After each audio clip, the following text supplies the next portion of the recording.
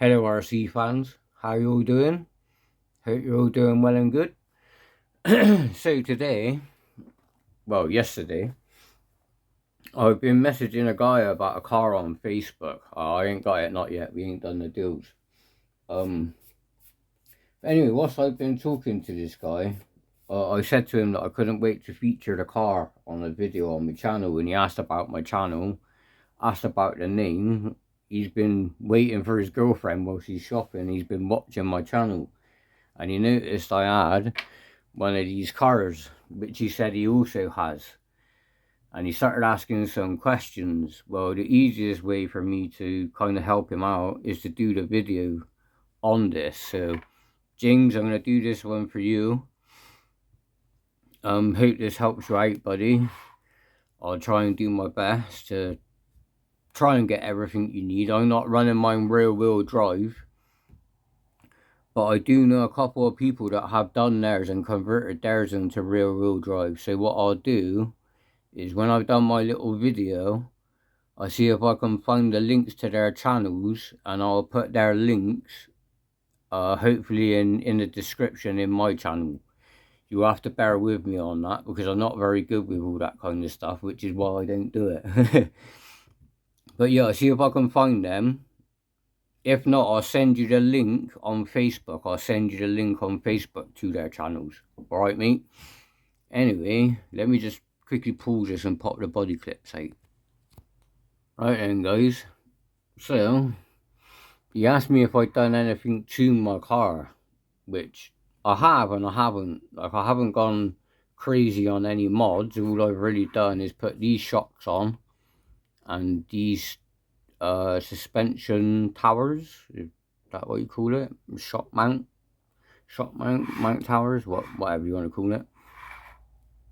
So yeah, literally it's only these towers, these shocks, and these here, but I've used the plastic bits on the ends, so I've only used this inside bit. Not really for any specific reason, I just felt it was a little bit stronger than the plastic, so it would hold the wheel a bit better. But yeah, I'm just running mine completely four-wheel drive, so it's 50-50.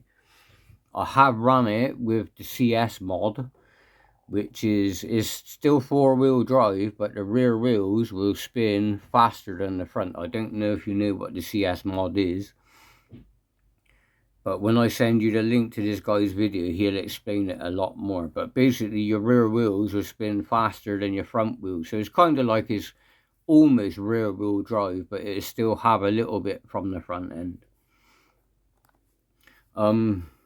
If you want that, I've actually got the mod. I've actually got the modded diff, so you can do it. If you want that, I'll send it to you if you want it. Anyway, so yeah, I haven't really done anything to mine, mate. It's still pretty much stock. Like I said, I did run it with the CS mod, but I didn't really like it, so I put it back.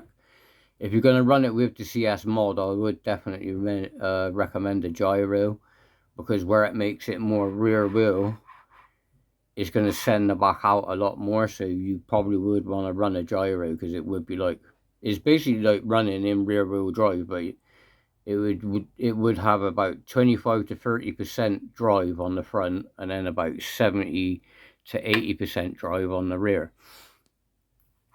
Another thing with these cars is suspension. So like I said, all I've done with mine is just added these little metal shocks, which I'm pretty sure I've got a set of these, mate, so if I have, I'll send them to you. I'm pretty sure I definitely have. But as you can see, so that is how high my chassis is off the floor, see? I'm not going to lie to you, I've spent ages tweaking this car. So the best thing to do is just try and get your suspension about as level as possible all the way around.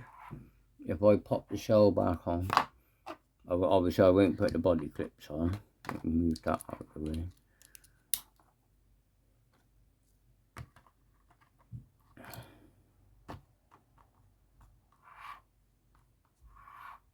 See, so mine is really low.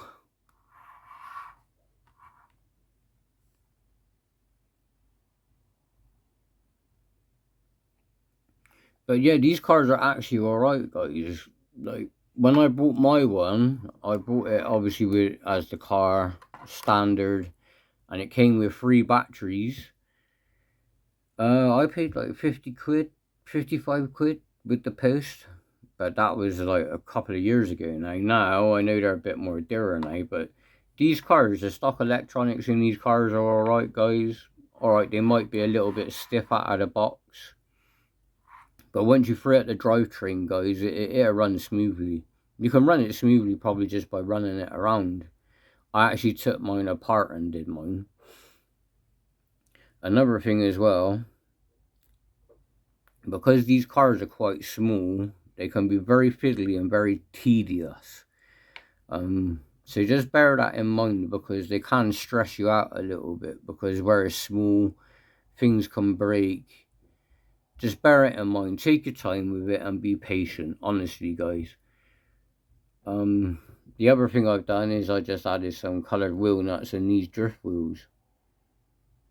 Other than that, yeah, the car's pretty much stock, apart from the wheels, the shock towers and the shocks. I haven't done anything else to it. But yeah, all you want to do is just find yourself a nice base setting for the ride height. What I was doing with mine is just, I'll adjust it a little bit. Just leave the shell off and drive it around. Once you're happy with how it's performing, then run it around with your shell on. Once you get the chassis to how you want it and behave how you want it to, then worry about putting the shell on. Until then, don't even worry about the shell. Don't even think about the shell. Don't look at the shell. Don't worry about that until you're happy with how this is.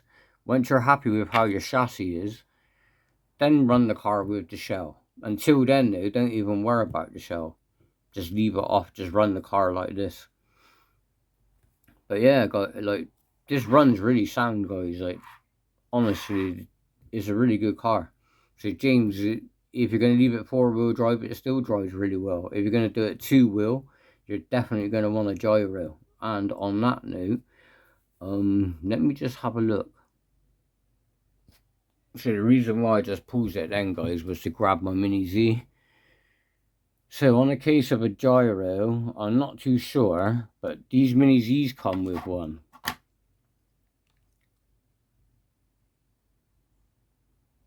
But, yeah, I see it goes into a board.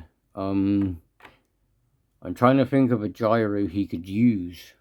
I think maybe on Beaver's Hobby channel he might tell you on there, because that's one of the channels I was going to mention.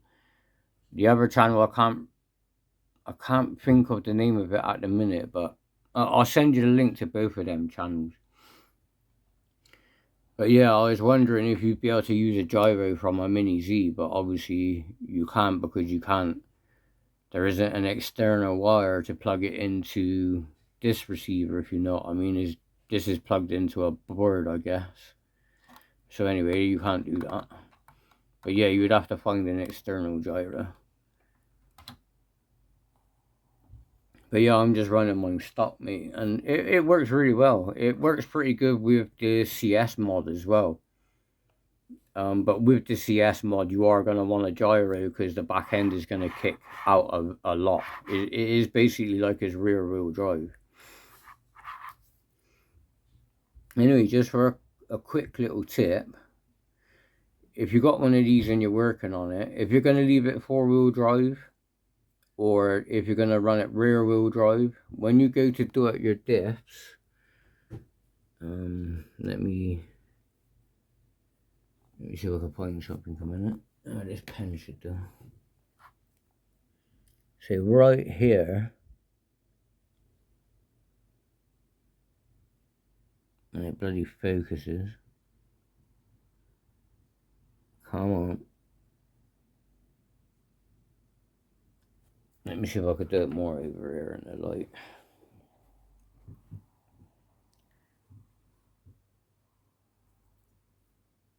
Well, my camera's not really picking it up, but there's 4 screws either side. One here, one here, one here, and one here. Ah, there you go. You can kind of see it now. So these 4 screws So let's just say you took all this off and we took your diff out. When you put your diff back in, don't tighten these screws up too tight. Otherwise you'll make your differential too tight. So you want to do them up, but not tight. Just do them up and just make sure that your diff still spins. Because if you do these up too tight, it'll jam out your differential.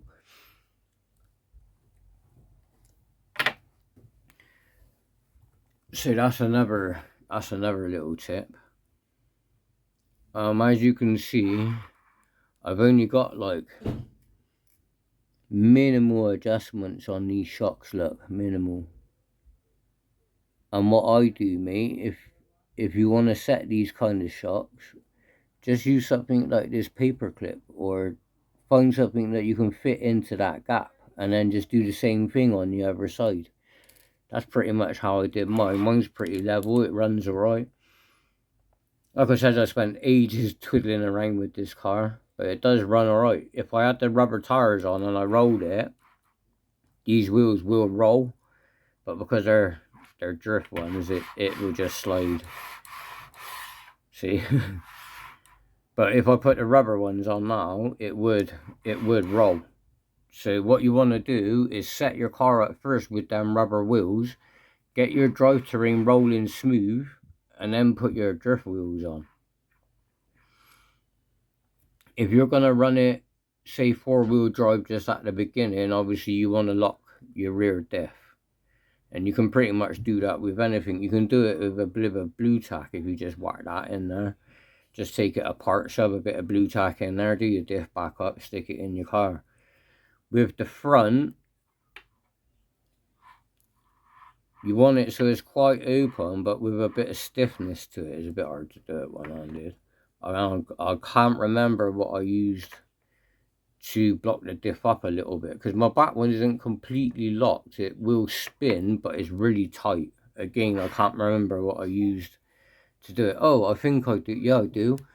I used my trick.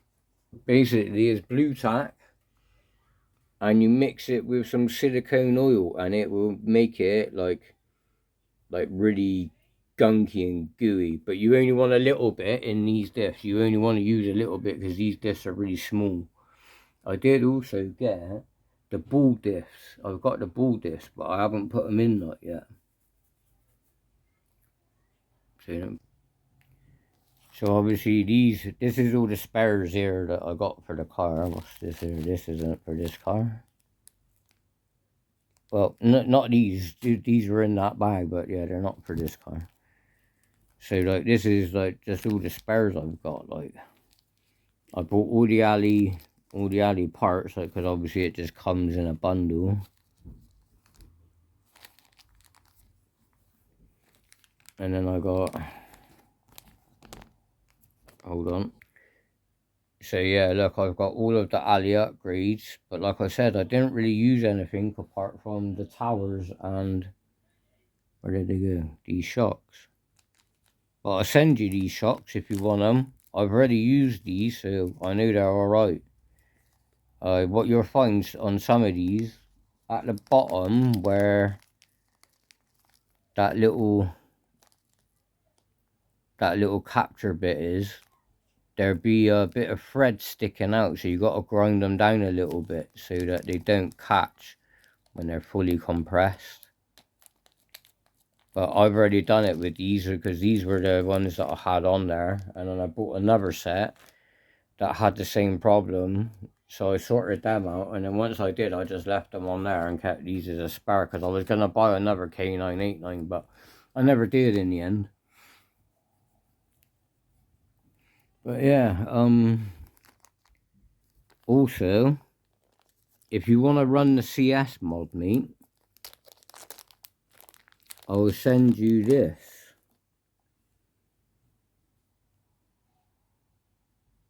So this is already CS modded, this gear.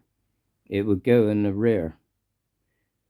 You see these spacers? Leave the spacers on, and this will go. You won't even have to do anything. You shouldn't have to do anything to your car, and you'll be able to just pop this in your car. As long as you leave it. It's bloody camera, man. You see them spacers? Leave them on that side. So in the rear, I believe the diff goes this way. So literally just pop it in and it should be alright, even with that stock pinion in it, because that's how I was running it. I was running it with that stock pinion. And it was fine in my car. I just took it out because I didn't like the way it was. I just went back to 50/50. But yeah, that will give you the CS mod, what I'm on about.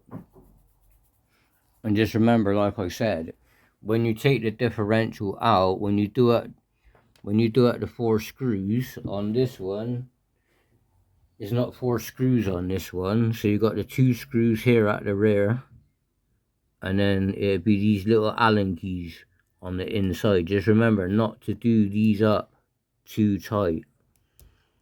So yeah, if you was going to run that CS mod, make sure your front ones ain't too tight, and if you put that in, make sure you don't do these ones up too tight, because otherwise it will jam out your differential. I know that from previous experience. I don't know how long I've had my K989 now. I think my girlfriend brought me it as a birthday present, I think.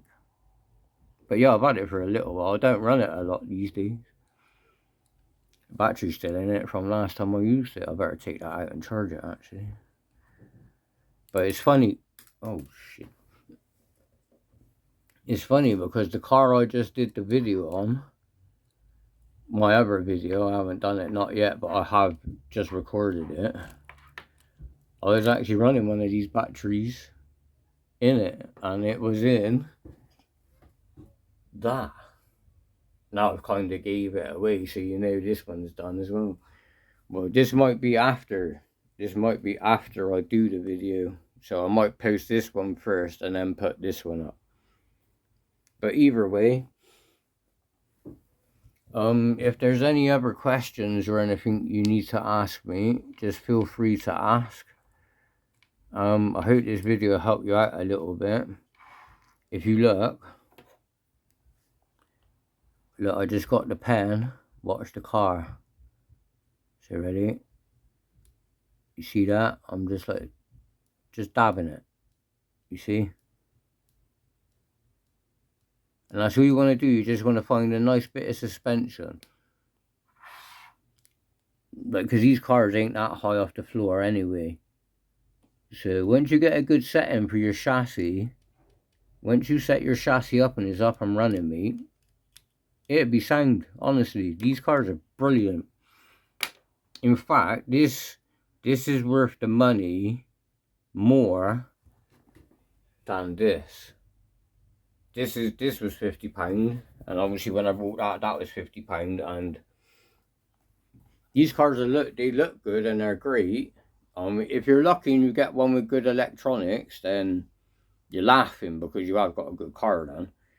But if you're like me and you get one and the electrics are shit, and I'm saying they're shit because they were shit, the ESC kept cutting out, the gyro's more twitchier than my Nan. Yeah, they're just ridiculous. Anyway, enough of that. Back to this. Anyway, James, I hope this helps you out. If you've got any more questions or you feel like you need a bit of help, just ask, okay, mate? If you want, keep me on Facebook and just ask me on Facebook. And on that note, thank you for watching. Please like and subscribe, and I'll see you in the next one.